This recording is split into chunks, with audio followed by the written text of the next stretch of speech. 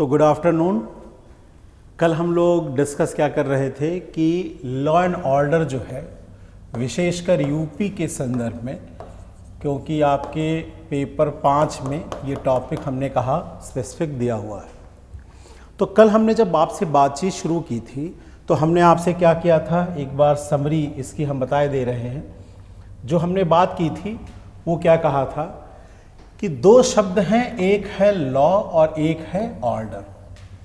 तो पहले तो हमने कहा था कि ऑर्डर को समझना जरूरी था और वो ऑर्डर लॉ पे कैसे बेस होगा ये जानना जरूरी था। तो कल हमने एग्जाम्पल दिया था आपको, इकोनॉमिक ऑर्डर, सरकारें क्या कोशिश करती हैं, आर्थिक व्यवस्था बनी रहे, अव्यवस्था आने ना पाए। सोशल ऑर्डर हमने क्या कहा था, सामाजिक व्यवस्था बनी रहे, सामाजिक अव्यवस्था आने ना पाए। और पॉलिटिकल ऑर्डर कैसा रहे, पॉलिटिकल व्यवस्था बनी रहे, राजनीतिक व्यवस्था बनी रहे, राजनीतिक अव्यवस्था ना आने। ठीक इसी तरह हमने कहा था कि एक शब्द क्या था, लॉ एंड ऑर्डर, कानून और व्यवस्था को बनाए रखना सरकारों का प्राथमिक दायित्व है और जो सरकारें इसमें फेल होती हैं उसे हम फेल्ड स्टेट, असफल राज्य का क्या करते हैं, दर्जा देते हैं। तो कल हम लोगों ने ये बात कर ली थी। फिर हमने आपसे ये अगला कहा कि लॉ एंड ऑर्डर में करना क्या होता है सरकारों। पहला काम क्या है, कानून को क्रियान्वित करना। संसद का काम है कानून बनाना और कार्यपालिका जो सरकार है उसका काम है कानून को लागू करना। दूसरा काम है प्रिजर्व पीस, यानी शांति को बनाए रखना, शांत व्यवस्था। कानून और व्यवस्था का एक भाग क्या है कि कैसे शांत स्थापित हो समाज में। तीसरा हमने क्या कहा था, क्राइम को रोकना, समाज में आपराधिक गतिविधियों को और अपराध को क्या करना, रोकना। चौथा हमने कहा था लोगों के नागरिक अधिकारों को, कैसे सिविल राइट्स जो हैं उन सिविल राइट्स को सुरक्षित करना, ये भी कानून और व्यवस्था का ही क्या है, हिस्सा है। और लास्ट हमने कहा था सर्विस प्रोवाइड करना। अगर यातायात है तो वहाँ भी यातायात व्यवस्था का काम ही पुलिस करती है। कभी कोई आपदा आ जाए तो वहाँ भी देखिए पुलिस आती है। कभी आपने देखा होगा मेला त्यौहार होता है तो वहाँ भी व्यवस्था को बनाए रखने में क्या करती है, योगदान देती है। तो हमने आपसे कहा था कि लॉ एंड ऑर्डर में डिफरेंट से काम होते हैं और ये सभी काम क्या करती है, सरकार की तरफ से जो टूल्स है वो टूल्स कौन सी है, पुलिस। तो लॉ एंड ऑर्डर एक व्यवस्था है जिसे बनाने का दायित्व किसको दिया गया है, पुलिस को। और हमने आपसे कल बता दिया था कि केंद्र राज्य संबंधों में लॉ एंड ऑर्डर के सेंस में या लोक व्यवस्था के सेंस में, पुलिस के सेंस में केंद्र की क्या भूमिका है और राज्य की। यहाँ तक कोई समस्या हो आपको तो पूछ सकते हैं। फिर हमने कहा कि लॉ एंड ऑर्डर को अगर देखना है तो दो मॉडल है। हमने अभी यूपी की बात नहीं कही थी, हमने ये नहीं कहा था कि अभी आप यूपी को देखिए कैसे लॉ एंड ऑर्डर को बनाए रखते हैं डेमोक्रेटिक कंट्रीज में। तो दो मॉडल है। एक हमने मॉडल बताया था, कौन सी थ्योरी याद कीजिए, कौन सी थ्योरी थी, ब्रोकन विंडो थ्योरी। और दूसरा हमने कहा था कौन सा मॉडल है, डच मॉडल। ये कल हम लोगों ने चर्चा की थी। ब्रोकन विंडो थ्योरी क्या बताई थी, एक बहुत बड़े सोशल साइंटिस्ट हैं, क्या नाम था उनका, जेम्स विल्सन। इनका मॉडल क्या था, जेम्स विल्सन ने क्या कहा कि अगर किसी समाज में अपराध को प्रारंभिक अवस्था में नहीं रोका जाए तो वो अपराध पूरी समाज में महामारी का रूप ले लेता है। और इसके लिए उन्होंने कहा कि जो पुलिस का सिस्टम है उस पुलिस के सिस्टम को न केवल मजबूत बनाया जाना चाहिए बल्कि अपराध को रोकने के कड़े से कड़ा कानून बनाया जाना चाहिए। और अपराधियों के सेंस में उन्होंने 2D की बात कही, डिफीट यानी अपराधियों को हराओ, कोई मुरव्वत ना करो। इसी को हमारे योगी जी क्या कहते हैं, जीरो टॉलरेंस। क्या कहते हैं, जीरो टॉलरेंस। अपराधियों के साथ किसी भी प्रकार का कोई समझौता नहीं होना चाहिए। और दूसरा उन्होंने क्या कहा, डिसमेंटल। हमने कहा अपराध का एक तंत्र होता है, वो आर्थिक तंत्र होता है, सामाजिक तंत्र होता है। उस तंत्र पे इतना जबरदस्त प्रहार करो कि उनको खड़े होने का मौका ना मिले।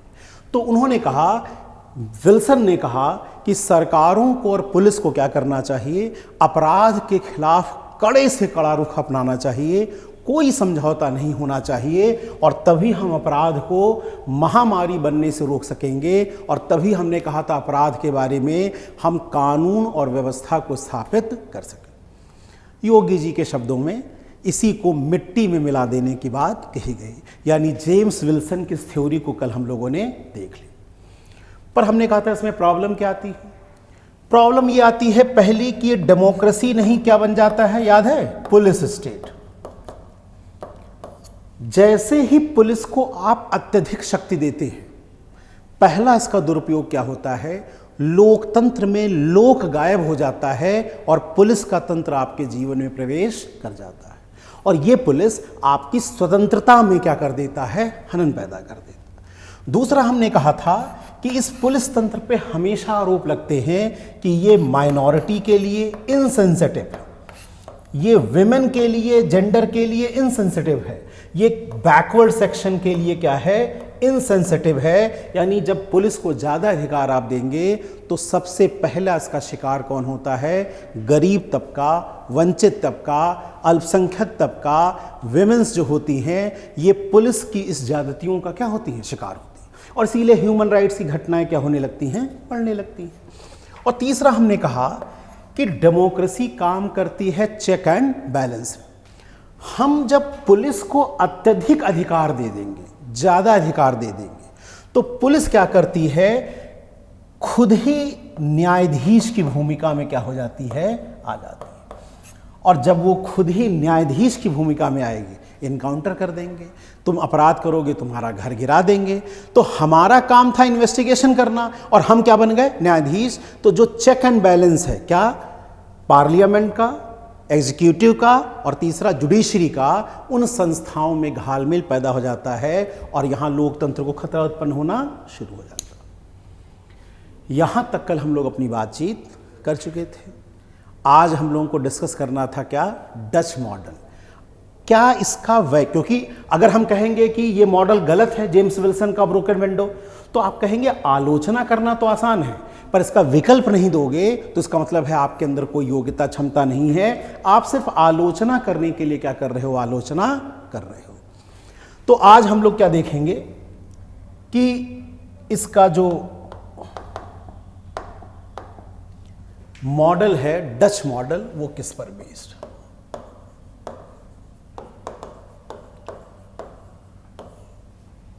ये किस पर बेस्ड। डच मॉडल जो है वो दो तरीके से संभव है।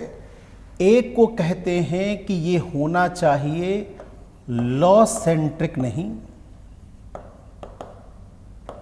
People centric.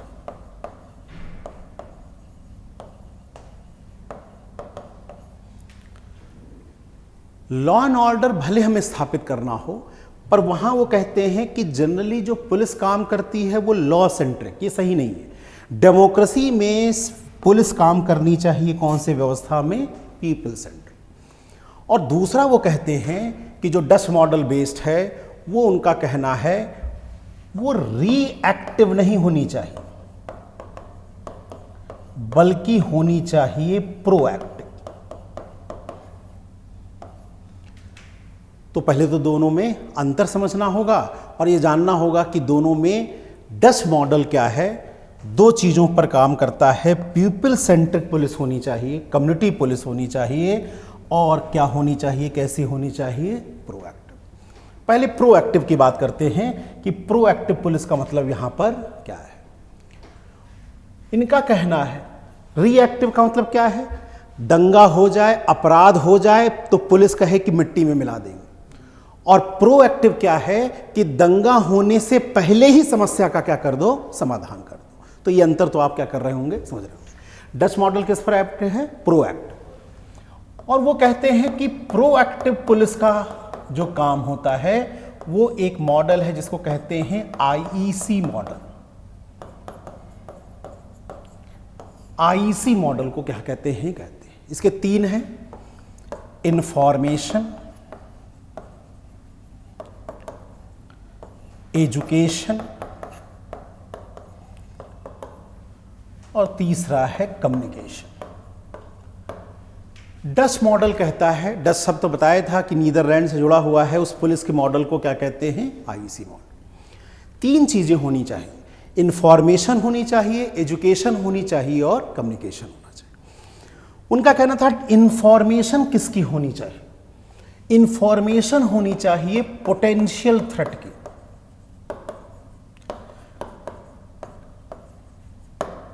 कि लॉ एंड ऑर्डर, कानून और व्यवस्था को लागू करने के संदर्भ में पोटेंशियल थ्रेट का मतलब है संभावित खतरे क्या हैं। वो खतरे जो अभी नहीं दिख रहे हैं, वो पहले से एज्यूम करने होंगे कि संभावित खतरे क्या है। मैं एग्जांपल ले रहा हूं, आप पुलिस में भर्ती हो गए, आईपीएस बन गए या डिप्टी एसपी जो भी बनना था आप बन गए, और मैं यूपी का एग्जांपल ले रहा हूं। अब मैं जरा देखिए, अगर यूपी के इस इलाके में आपकी पोस्टिंग है, मुजफ्फरनगर, मेरठ, गाजियाबाद, बिजनौर, बुलंदशहर, ये इलाका आप देखेंगे कम्युनली बहुत सेंसिटिव इलाका है, सांप्रदायिक रूप से बहुत ही क्या है, सेंसिटिव इलाका है। और ये इलाका दूसरा, यहां जातीय कट्टरता भी क्या है, बहुत ही ज्यादा है। जातीय कट्टरता का मतलब है जाट हैं, गुजर हैं, ट्राइबल सोसाइटीज के लोग हैं, और इनके लिए आन बान शान बहुत बड़ी चीज है, और विशेषकर जेंडर, स्त्रियों को लेकर ये अपने मान सम्मान के लिए बहुत ही क्या है, जागरूक। तीसरा, ये इलाका शुरू से याद कीजिए, ये इलाका ट्राइबल सोसाइटीज रही हैं, और यहां जमीन को लेकर लोगों के मन में प्रेम बहुत ही क्या है, ज्यादा है, और ये जमीन को लेकर सब कुछ कर सकते हैं, इसलिए जमीन का बंटवारा नहीं होना देना चाहते। आप देखिए, महाभारत की कहानी कहाँ से है, इसी मेरठ के आसपास का इलाका है। और महाभारत में क्या है, द्रौपदी के कितने पति हैं, 5, यानी 5 पति मिलकर एक पत्नी के साथ रह रहे हैं। वो परंपरा दुनिया में और कहीं इंडिया, यूपी में नहीं मिलेगा। आज भी मेरठ में आसपास आप देखेंगे कि एक पत्नी के साथ कई पतियों का विवाह होता है, और वो जमीन का बंटवारा नहीं होने। तो वहां जमीनों को लेकर तनाव बहुत होता है। और बड़ा एक इंटरेस्टिंग फैक्ट है, मुजफ्फरनगर में एक एसएसपी साहब थे, उन्होंने एक रजिस्टर बनाया उन लोगों का जिनकी या तो शादियां नहीं हुई थी या शादी हुई थी तो उनकी पत्नी मर गई। देखा गया था कि उन लोगों की हत्याएं बहुत ज़्यादा होती थी। क्यों? क्योंकि हत्या हो जाने से जमीन के बंटवारे की संभावना क्या हो जाती है, रुक जाती। तो जाहिर बात है यहाँ पर जमीन को लेकर विवाद बहुत ही क्या है, ज़्यादा है। और ये इलाका एनसीआर में धीरे धीरे आ रहा है, तो जमीन के रेट भी बहुत ही क्या हो रहे हैं, ज़्यादा। तो मैं यहाँ हूँगा तो यहां का सोशियो इकोनॉमिक पर्सपेक्टिव क्या है, इंफॉर्मेशन मुझे पहले होनी चाहिए कि यहां किस तरह का क्राइम होने की संभावना है। लेकिन आप बताइए, मैं बुंदेलखंड में आऊंगा तो यहां कम्युनल राइट्स नहीं है। क्यों नहीं है? क्योंकि वहां मुस्लिमों की आबादी 4% से क्या है, कम है। तो यहां मुझे कम्युनल राइट्स नहीं देखना है, यहां मुझे देखना है कि यहां पर किस तरह के विवाद हैं।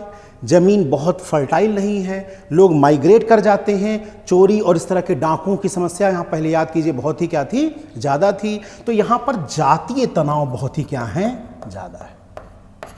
तो यहाँ की समस्या अलग है। और जब आप पूरब के इलाकों में जाएंगे तो पूरब के इलाकों में आपको अलग तरह की, क्योंकि वहाँ पर जमीन पर प्रेशर बहुत ज़्यादा है, वहाँ पर खेती में संभावनाएं बहुत ज़्यादा नहीं हैं, तो ठेके पट्टों को लेकर माफियागिरी यहाँ बहुत ही क्या है, ज़्यादा। तो आपको क्या बताते हैं डच मॉडल? अगर डच मॉडल होगा तो आपको क्या बताएगा? इंफॉर्मेशन लो किसका लो? पोटेंशियल थ्रेट का। पहले ही जानकारी लो, जाके ये नहीं कि कहीं पर दंगा। तो मैंने एग्जाम्पल दिया था कि मुजफ्फरनगर में एक एसएसपी साहब ने, शब्द बुरा लग रहा, रणुआ रजिस्टर उन्होंने कहा, उन्होंने सारे जिनके लोगों की शादी नहीं हुई थी रजिस्टर बनाया और उनके परिवार के लोगों को पहले ही बुला के कहा कि अगर इनकी हत्या हुई तो सबसे पहले तुम्ही लोगों को जेल में भेजूंगा। क्या हुआ? अचानक ही उनके खिलाफ अपराध क्या हो गया, गिर गया। ये क्या था? जब पहले इंफॉर्मेशन होगा तो आप एजुकेट करेंगे किसको?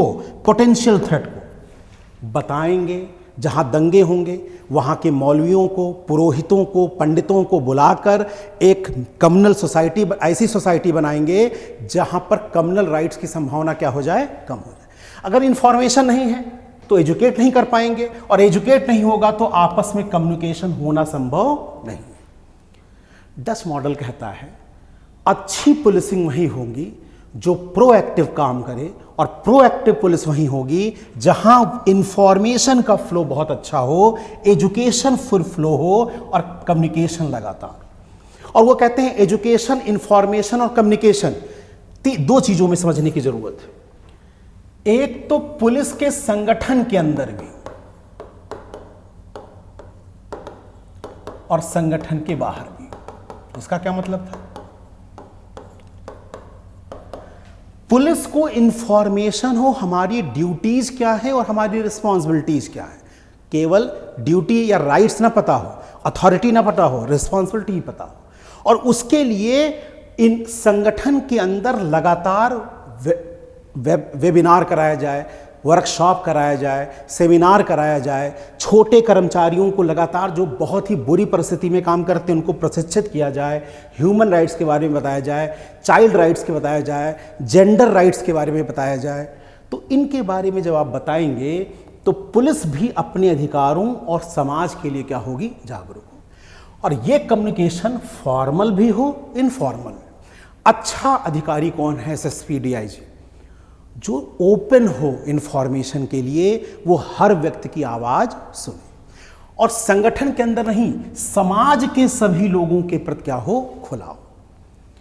यानी डच मॉडल कहता है प्रोएक्टिव तब होंगे आप जब क्या करेंगे, इस पूरे चैनल को अपने सिस्टम में क्या करेंगे, अप्लाई करें।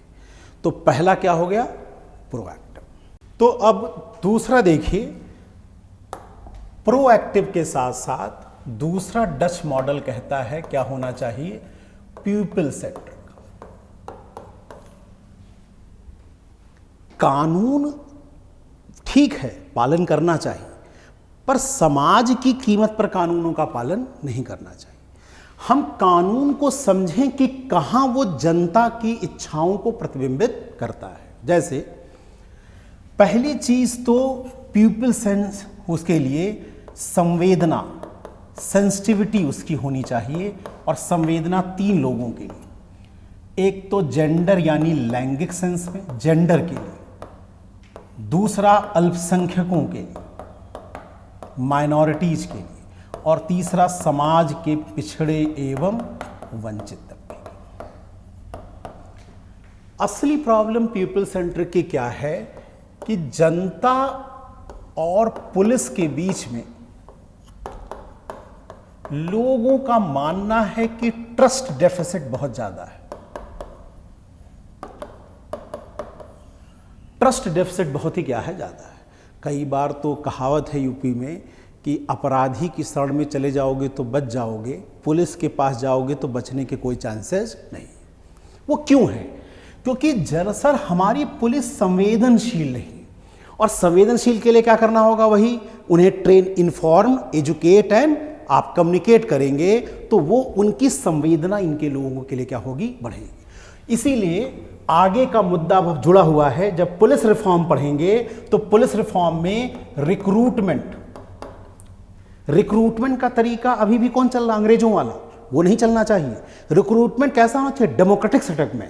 और ट्रेनिंग, आज भी पुलिस की ट्रेनिंग का मॉडल कौन सा है, अंग्रेजों का।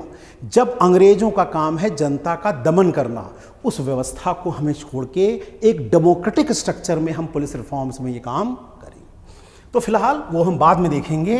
पीपल सेंट्रिक कब होगा, या ट्रस्ट डेफिसिट जो घाटा है पुलिस और जनता के बीच में कब होगा, कम होगा जब संवेदना क्या होगी, पुलिस की बढ़ेगी। और दूसरा, ये कैसे जनता से जुड़ें, इस पर लगातार इनको काम करना। पुलिस का काम केवल अपराध को रजिस्टर करना नहीं है, पुलिस का काम है जनता, मैंने कहा ना कई काम है, सर्विस डिलीवरी करना, नागरिक अधिकारों की सुरक्षा करना। और इसके लिए क्या है, जैसे दिल्ली पुलिस ने क्या किया है, उन समाज के स्लम्स के गरीब बच्चों को पकड़ा जो पथभ्रष्ट हो सकते थे, उनको उन्होंने स्किल डेवलपमेंट के तहत क्या दी, ट्रेनिंग दी, और ट्रेनिंग देकर उनको रोजगार में क्या कर दिया, लगा दी। तो अगर युवा कार्यक्रम दिल्ली पुलिस चला सकती है तो कौन चला सकती है? UP police. यूपी पुलिस खेल का आयोजन कर सकती है, उस लोकल थाने में खेल का, वॉलीबॉल का सेंटर बन जाए, क्रिकेट का सेंटर बन जाए, और वहाँ पुलिस और सारी व्यवस्था जनता के साथ मिलकर क्या करे, काम करे, तो जो दूरियां बढ़ जाती हैं वो दूरियां क्या होंगी, कम। और फिर क्या होगा, कानून और व्यवस्था बनाने में लोकल जनता का सपोर्ट आपको क्या हो जाएगा, बढ़ जाएगा। तो यहाँ पर हम जनता से कैसे जुड़ें, ये काम हमें ज़्यादा से ज़्यादा दिमाग में लाना होगा, विचार करना होगा कि कैसे इस काम को क्या करें। इसका एक सबसे बड़ा उदाहरण मैं दूंगा। एक देश है कोलंबिया, साउथ अमेरिका में, नाम सुना। कोलंबिया में इस मॉडल को, पीपल सेंट्रिक मॉडल को क्या किया गया, यूज किया गया। वहाँ पे क्या है, मार्क्सवादी गुरिल्ला लड़ाके बहुत ज़्यादा थे और वो क्या कर रहे थे, हिंसा लगातार बढ़ा रहे थे, जैसे अपने यहाँ नक्सलवादी। वहाँ पुलिस ने किया क्या, वो घर घर गई और घर घर जाकर उसने वहाँ की माताओं को ये समझाने की कोशिश की कि आपका बेटा जिस तरह से लड़ाई लड़ रहा है, आज नहीं तो कल मारा जाएगा और वो लोगों के बहकावे में आ रहा है, आप उसे समझाएं। माएँ तो अपने बच्चे को समझाना चाहती हैं। उन्होंने कहा कैसे समझाएं? उन्होंने कहा आप आइए चलिए मैं बताता हूँ। उन्होंने कोलंबिया में जो नदी बहती थी उस नदी में एक दिया लगाया और दीपक पे गंडा लगाया जहां माँ की फोटो लगी थी और वो अपने बच्चे से कह रही थी, बेटा मैं तुम्हारा घर पे इंतजार कर रही हूं, अपने माँ के पास तुम लौट आओ। और पुलिस का नीचे संदेश था, इस लौटने में हम तुम्हारी क्या करेंगे, हेल्प करेंगे। बहुत जबरदस्त इसका परिणाम रहा और लोगों ने वहाँ के अपराधियों ने या नक्सलियों ने हमारी भाषा में सरेंडर करना क्या कर दिया, शुरू। भारत में नागालैंड में यही काम गांव बूढ़ा के रूप में आर्मी ने किया। आर्मी ने देखा कि नागालैंड में जो वृद्ध लोग होते हैं उनकी समाज में बहुत वक़्त होती है, लोग उनकी बात मानते हैं, और उन्होंने गांव बूढ़ा कार्यक्रम अपनाकर क्या किया कि गांव के वृद्ध व्यक्ति को प्रेरित किया कि वो उन लड़ाकों को कहे कि वो वापस आएं, पुलिस के साथ सहयोग करें, आर्मी के साथ सहयोग करें। इसका परिणाम बहुत अच्छा रहा और वर्तमान में आर्मी जम्मू कश्मीर में यही काम क्या कर रही है, तो यूपी में भी इस तरह के मॉडल को, जनता से जुड़े हुए मॉडल को क्या करना है कि हम कैसे उनके साथ रिलेशन बनाएं। कहा जाता है पुलिस को एक साथ दो काम करने हैं। एक तरफ उसका सख्त चेहरा है, किसके साथ, अपराधियों के साथ, पर जनता के साथ उसका चेहरा बहुत ही क्या होना चाहिए, माने। तो अगर हम मिक्स्ड कर दें दोनों मॉडलों को तो कहा गया कि जरा ऐसे समझिए, ये लॉ है, ये सिटीजन है, ये क्रिमिनल्स हैं और ये आपकी पुलिस है। लॉ ने सिटीजन को राइट्स दे रखे हैं, अधिकार दे रखे हैं, तो पुलिस सिटीजन और क्रिमिनल में गैप बंद कर दे। हर सिटीजन को क्रिमिनल की तरह ट्रीट करोगे तो तुम्हारे ऊपर लॉ का वो रहेगा, हस्तक्षेप रहेगा और तुम्हारे खिलाफ क्या होगी, कार्रवाई। और लॉ ने पुलिस को राइट्स दे रखा है कि क्रिमिनल के खिलाफ सख्त से सख्त कार्रवाई करे, पर कार्रवाई इस तरह से करे कि जो डेमोक्रेटिक इंस्टीट्यूशंस हैं वो इंस्टीट्यूशन सही ढंग से क्या करते रहें, काम करते रहें। इसके लिए जरूरी है कि अगला टॉपिक जो लॉ एंड ऑर्डर से जुड़ा हुआ है, हम पुलिस को ट्रेंड करें, रिक्रूट करें, मॉडर्नाइज करें कि ना केवल वो क्रिमिनल्स पर अंकुश लगाएं 2D से, कौन कौन, डिफीट एंड कौन, डिसमेंटल, लेकिन सिटीजन के लिए क्या रहें, पीपल सेंट्रिक रहें और क्या रहें, प्रोएक्टिव रहें। सबसे बड़ी प्रॉब्लम क्या है, पुलिस तो सिटीजन पर का रिपोर्ट भी नहीं लगती। सबसे कठिन काम क्या है, आप कभी जाके कोशिश करिए रात में 12 बजे आपका पर्स चोरी हो जाए और आप थाने में FIR कराने जाइए। पुलिस पर विश्वास होगा तब जब 3A की थ्योरी होगी। 3A की थ्योरी क्या, पुलिस की पहली है अवेलेबिलिटी, पुलिस उपलब्ध रहे। 112 नंबर में मिलाऊं तो पुलिस तुरंत क्या हो जाए, आ जाए। अफोर्डेबिलिटी, ये नहीं FIR कराने की कीमत बहुत ज्यादा हो, घूस अलग से लगे और न्यायपालिका में कहेंगे कि तारीख पे तारीख तो मिलता है जज साहब, न्याय नहीं मिलता। अफोर्ड कर पाओ, और तीसरा अकाउंटेबिलिटी, जवाबदेहिता भी रहे। अगर पुलिस गलत करे तो पुलिस की जवाबदेहिता सुनिश्चित हो। जब ये 3A बढ़ेगा तो सिटीजन और पुलिस के बीच का रिलेशन क्या होगा, बेहतर होगा। हम एक मॉडल अगर ऐसा बनाना चाहते हैं तो अगला टॉपिक हम लोग क्या है, कौन सा टॉपिक है, पुलिस रिफॉर्म। तो आइए हम लोग डिस्कस करते हैं पुलिस रिफॉर्म्स।